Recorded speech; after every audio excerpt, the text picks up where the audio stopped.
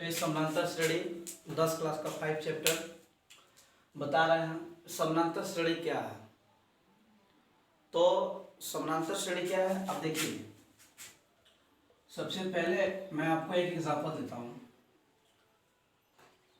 7, 10, 13, 15 इस तरह का ये एग्जांपल्स देखिए। ये 7 में से कितना ऐड किया होगा, कितना जोड़ा गया होगा कि 10 आया है तो +3।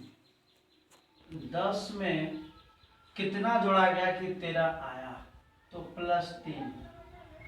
13 में कितना जोड़ा गया तो 15 आया, ये +2। एक दूसरा देख लीजिए। 2, 6, 10, 14 इसमें कितना जोड़ा गया कि 6 आया तो +4। इसमें कितना जोड़ा गया तो 10 आया +4। इसमें कितना जोड़ा गया कि 14 आया तो +4।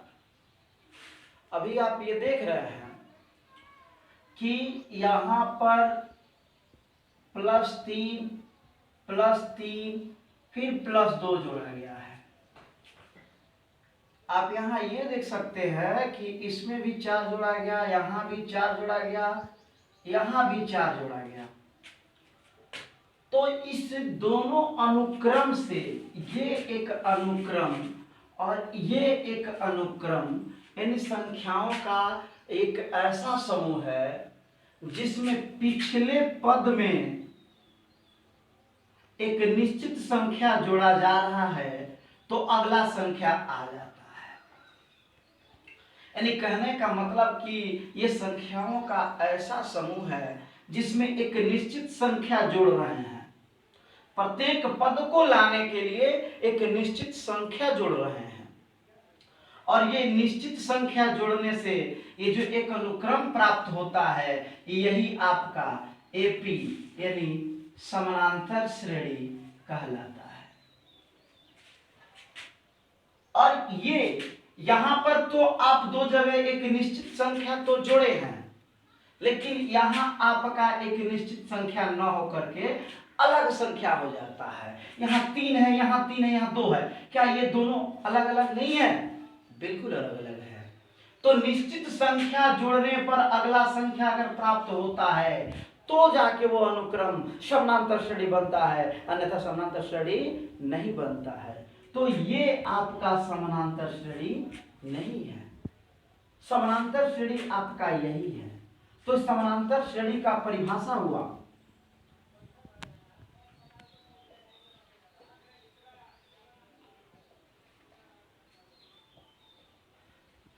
संख्याओं का ऐसा अनुक्रम जिनका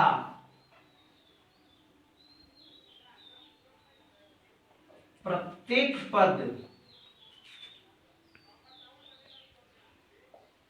पिछले पद में एक निश्चित संख्या जोड़ने पर प्राप्त हो तो उस अनुक्रम को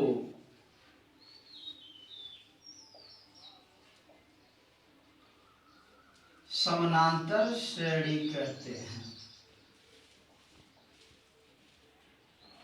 आइए फिर से समझते हैं।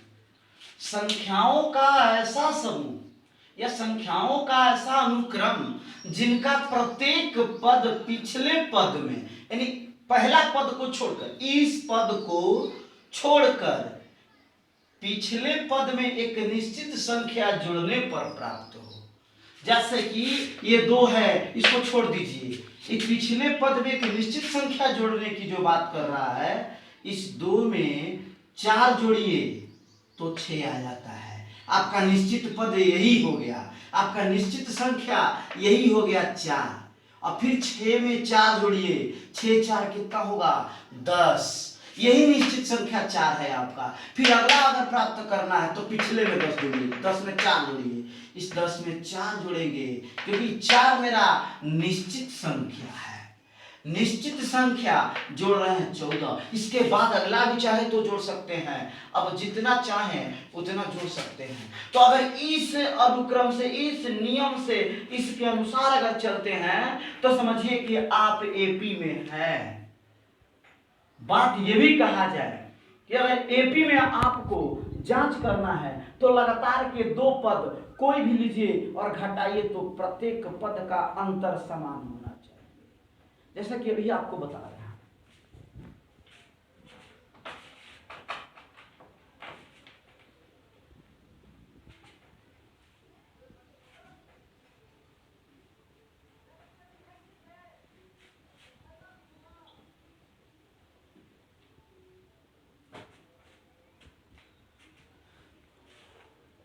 एक एग्जाम्पल लेते हैं इस समांतर श्रेणी का,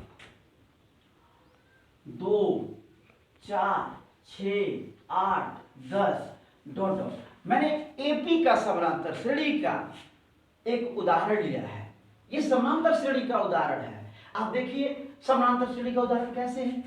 मैंने बोला कि पिछले पद में एक निश्चित संख्या जोड़ने पर, जरा ये बताइए तो इस 2 से क्या जोड़ा गया कि 4 आ गया। तो भाई सब जानते हैं कि इसमें 2 जोड़ा गया है, तो अब आप समझ जाइए कि इसमें भी 2 जोड़ा गया है, इसमें भी 2 जोड़ा गया है और इसमें भी 2 जोड़ दिया गया है।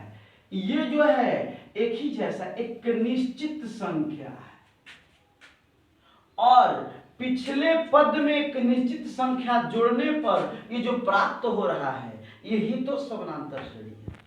मैंने एक और परिभाषा बताया कि संख्याओं का वैसा समूह जिसके लगातार 2 पदों का अंतर हमेशा समान बना रहे, वही समानांतर श्रेणी है। लगातार 2 पदों का अंतर समान बना रहे, जैसे कि ये 4 है और ये 2 है, 4 में से 2 घटाइए, 6 में से 4 घटाइए, 8 में से 6 घटाइए, 10 में से 8 घटाइए, तो ये लगातार 2 पद है।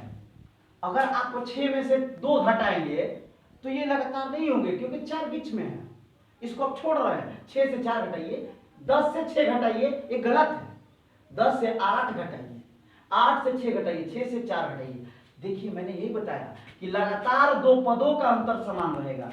देखिए तो 4 में से 2 घटाइए तो कितना है 2, 6 में से 4 घटाइए तो 2, 8 में से 6 घटाइए तो 2, 10 में से 8 घटाइए तो 2। ये देखिए आपका बराबर आ गया कि नहीं आ गया? आ गया ना। जब ये आपका बराबर आ गया, लगातार 2 पदों का अंतर बराबर आ गया, तो आप अब ये समझ जाइए कि ये 2 4 6 8 10 डॉट डॉट इस तरह की जो संख्याएं आती है वो आपका एपी में है, यही है आपका